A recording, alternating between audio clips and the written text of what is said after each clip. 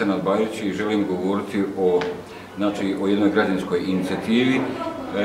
koja je pokrenuta na nivou Bosne i Hercegovine, a na osnovu te naše građanske inicijative afirmisali smo jednu našu aktivnost koju promotivno radimo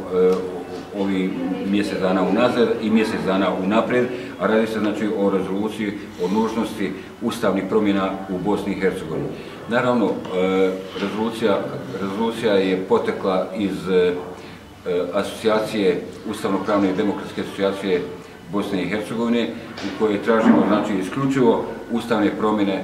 u Bosni i Hercegovini. Mi u današnjoj Bosni i Hercegovini živimo, još uvijek se nalazimo na političkoj sceni ljudi koji su proistekli u ovome ratu i koji su održavaju ovo današnje stanje, i činjenica je jedna da mi građani, bez obzira na naše socijalno, konfesionalno i svako drugo religijsko opredjeljenje, želimo da kao građani tražimo da ustavno-pravni poredak u Bosni i Hercegovini se izmjeni na način tako da svaki građanin bude slobodan na svakoj teritoriji ove zemlje i da na osnovu toga tako i živi. Mi smo u zadnje nekoliko mjeseci u ovim aktivnostima, a prije mjesec dana smo pokrenuli i poslali pismo OHR-u i međunarodnoj zajednici, otvoreno pismo u kojem najavljujemo da ćemo uskoro imati i našu prezentaciju, a to je usvajanje rezolucije o nužnosti ustavnih promjena u Bosni i Hercegovini, i na osnovu tih naših aktivnosti usvajanja te rezolucije ćemo uputiti međunarodnoj zajednici. Naša rezolucija jednostavno je građanskog tipa i nema nikakve veze sa bilo kakvim nekim drugim političkim strankama, političkim partijama i nekim drugim asocijacijama, osim što je isključivo vezano uz građansku opciju, uz pokrete građana, uz organizacije civilnog društva koji nam mogu pomoći u ovim aktivnostima. Mi ćemo sad 14. februara imati